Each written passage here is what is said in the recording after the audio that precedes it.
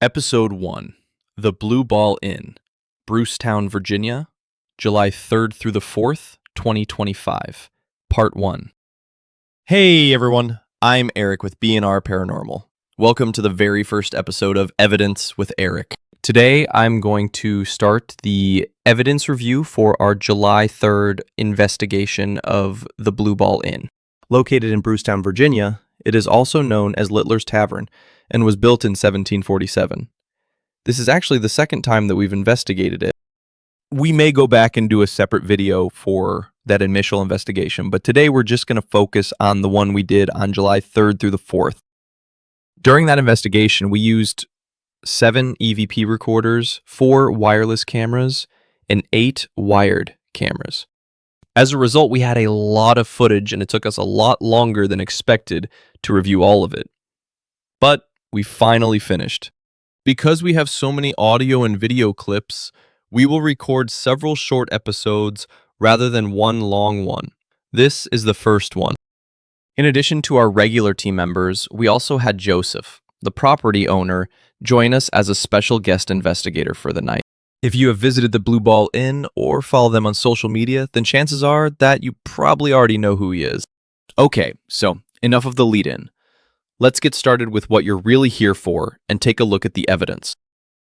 This episode will focus on evidence we captured in 2 rooms, the Littler parents' or pink bedroom, and the adjoining room, the Washington bedroom.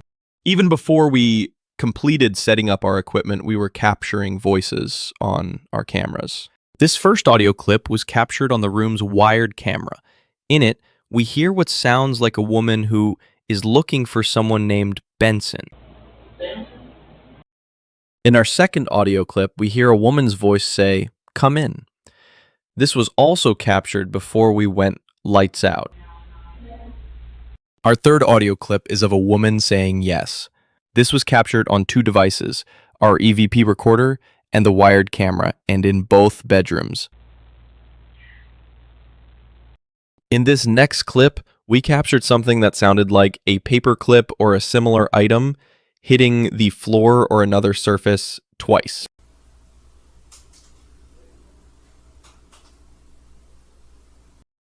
Now we will move on to the video evidence that we captured in the bedrooms. In this first clip, as Joseph is leaving the Washington bedroom and entering the pink bedroom, he reacts to something, as if he had been touched on his shoulder.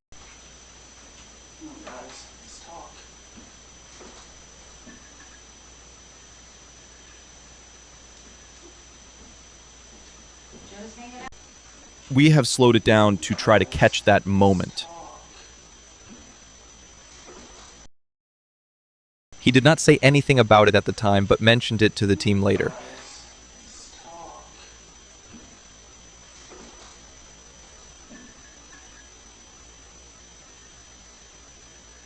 For the remaining clips, we decided to group them together due to the images captured. Some may consider them controversial. These are images that we refer to as unidentified visual phenomenon, or UVPs. Others call them light anomalies or orbs. There will probably be a number of skeptics who dismiss them as dust or bugs. We have been strict in our selection of clips and believe that the images are neither. We do not know exactly what they are, and we do not speculate or attempt to provide a definitive identification. What we do know is that we find them intriguing, especially the ones that pulse and appear to be self-illuminating, change size or color, and seemingly move with intent. This first series of clips are from the wireless camera in the pink bedroom. The quality is not the greatest, but we believe the images are fascinating. In this clip, a small blinking UVP starts at the right and moves in front of the dresser before disappearing to the upper left. Here we see a UVP appear at the bottom of the doorway and move straight up toward the ceiling. While we were conducting an Estes session, a UVP appears at the left and moves to the right. It is then followed by a second one. This last series of UVP clips are from the wired true color night vision cameras in both bedrooms. Hopefully the better image quality helps to highlight them. First, We have the UVPs captured in the Washington bedroom. In this clip, after a bug flies by, a pair of UVPs appear at the top of the far curtain on the upper left and descend to the bottom left. When a bug flies by again, two UVPs, possibly the same ones from before, move from the bottom right-hand corner to the top right. It almost seems as if they are moving in tandem. In this last clip from the Washington bedroom, a UVP enters from the right and passes by one of our team members and then disappears on the curtain. Seconds later, another UVP also appears from the right and follows a similar path, only ending slightly higher on the left. Now we move to the UVPs captured in the pink bedroom in color. This first UVP appears at the left window and moves quickly to the right one. It's pretty fast, so we will freeze it. In this clip, a UVP appears at the foot of the bed, disappears from the frame, only to reappear at the bottom left. It then swoops upward before heading from left to right.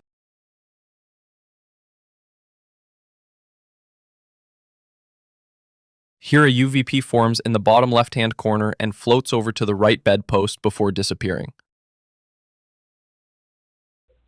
You know my name is Joseph. This clip shows a UVP appear in the middle of the screen at the ceiling and gradually moves to the bottom left.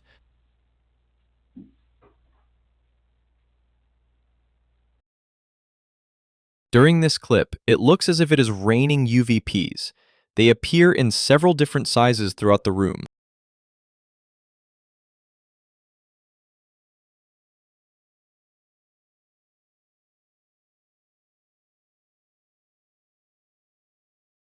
In this last clip, as Joseph sits in the bedroom, a UVP forms at the upper left and moves steadily across the room and past him.